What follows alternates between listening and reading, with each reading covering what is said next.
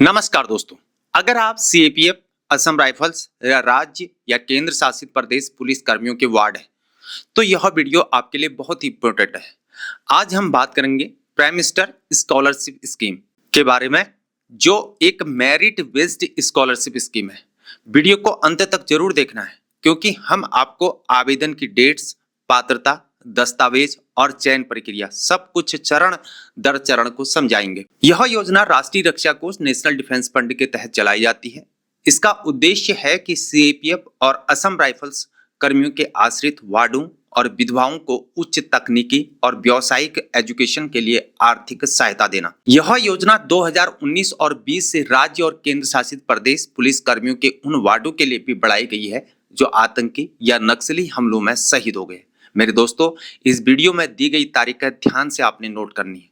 योजना खुलने की तारीख है 1 जून 2026। छात्र आवेदन जमा करने की अंतिम तारीख 31 अक्टूबर 2026। त्रुटिपूर्ण आवेदन सत्यापन की अंतिम तारीख 15 नवंबर 2026। संस्थान सत्यापन की अंतिम तारीख 15 नवंबर 2026। डीएनओ और एसएनओ, एमएनओ, जिला राज्य फोर्स नोडल अधिकारी सत्यापन की अंतिम तारीख 30 नवंबर 2026। इसलिए आवेदन की लास्ट डेट से पहले अपने फॉर्म को भर लेना है, क्योंकि आखिरी समय में तकनीकी दिक्कत अभी आ सकती है। आखिर कौन कर सकता है फिर आवेदन? सीएपीएफ और असम राइफल्स कर्मियों के लिए वार्ड, विधवाएं जो सरकारी सेवा के दौरान मृत्यु को प्राप्त हुए हैं या चुनाव की ड्यूटी में, दिव्यांग कर्मियों के वार्ड जिनकी दिव्यांगता सरकारी सेवा से संबंधित है, वीरता पुरस्कार प्राप्त पूर्व सीएपीएफ व असम राइफल्स कर्मियों के वार्ड, सेवानिवृत्त और सेवारत सीएपीएफ असम राइफल्स कर्मियों यानी कि PBR personal below officers rank के वार्ड, राज्य केंद्र शासित प्रदेश पुलिस कर्मियों के लिए उन कर्मियों के आश्रित वार्ड जो आतंकी या नक्सली हमलों में शहीद हुए हैं। और न्यूनतम योग्यता है नए आवेदकों के लिए 10+2 डिप्लोमा स्नातक में कम से कम 60% अंक। नवीनीकरण आवेदनों के लिए हर वर्ष न्यूनतम 50% अंक। कितनी छात्रवृत्ति मिलेगी? हर शैक्षणिक वर्ष में 2000 नई छात्रवृत्तियां दी जाती हैं, 1000 लड़कों और 1000 लड़कियों के लिए। कोटा आपस में बदला नहीं जा सकता है। इसके अलावा राज्य और केंद्र शासित प्रदेश पुलिस के शहीद कर्मियों के वार्डों के लिए 500 अतिरिक्त छात्रवृत्तियां हैं, 250 लड़कों और 250 लड़कियों के लिए। छात्रवृत्ति की राशि लड़कियों के लिए होती है 3000 रुपये प्रति माह यानी कि 36,000 रुपये सालाना हो गया, और लड़कों के लिए होता है 2500 रुपये प्रति माह यानी कि 30,000 रुपये सालाना हो गया। और कोर्स की अवधि के अकॉर्डिंग अधिकतम ये 5 वर्ष तक मिलता है। श्रेणी का वरीयता क्रम होता है, जैसे कि श्रेणी ए कार्रवाई में शहीद हुआ, श्रेणी बी में कार्रवाई में दिव्यांग हुआ, श्रेणी सी सरकारी सेवा से संबंधित कारणों से मृत्यु हो, श्रेणी डी सेवा से संबंधित दिव्यांगता हो, श्रेणी ई वीरता पुरस्कार प्राप्त कर्मियों के वार्ड, श्रेणी एफ पूर्व सीएपीएफ और असम राइफल्स कर्मियों यानी कि पर्सनल बिलो ऑफिसर्स रैंक के वार्ड, श्रेणी जी सेवारत और सीएपीएफ असम राइफल्स कर्मियों यानी कि PBR personal below officers rank के वार्ड।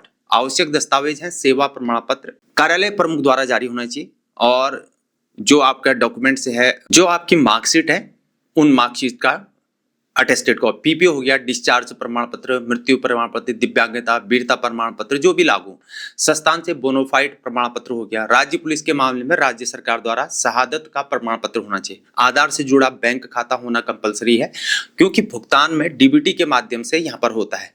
आधार सीडेट खाते में सीधे यहाँ पर स्थानांतरित होता है। आवेदन केवल ऑनलाइन होता है। नेशनल स्कॉलरशिप पोर्टल पर जाकर आप वेबसाइट www.scholarship.gov.in पर आपको जमा करना है। आवेदन प्रक्रिया में सत्यापन 3 स्तरों पर होता है। कॉलेज हो गया, संस्थान का सत्यापन हो गया, सीएपीएफ असम राइफल्स राज्य पुलिस नोडल अधिकारी का सत्यापन हो गया, WARB गृह मंत्रालय अंतिम सत्यापन होता है।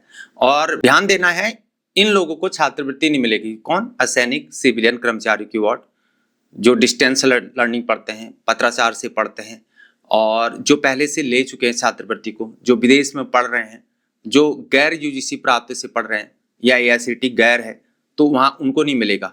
मेरे दोस्तों, अगर ये जानकारी अगर आपको उपयोगी लगी तो इस वीडियो को लाइक करना है, सभी साथियों के साथ शेयर करना है, ताकि कोई भी इस बेनिफिट से ना चूके। चैनल को सब्सक्राइब करना है, वीडियो को शेयर करना है, आने वाली जो महत्वपूर्ण अपडेट है आपको मिल सके। कोई क्वेश्चन है तो कमेंट्स में पूछ सकते हैं।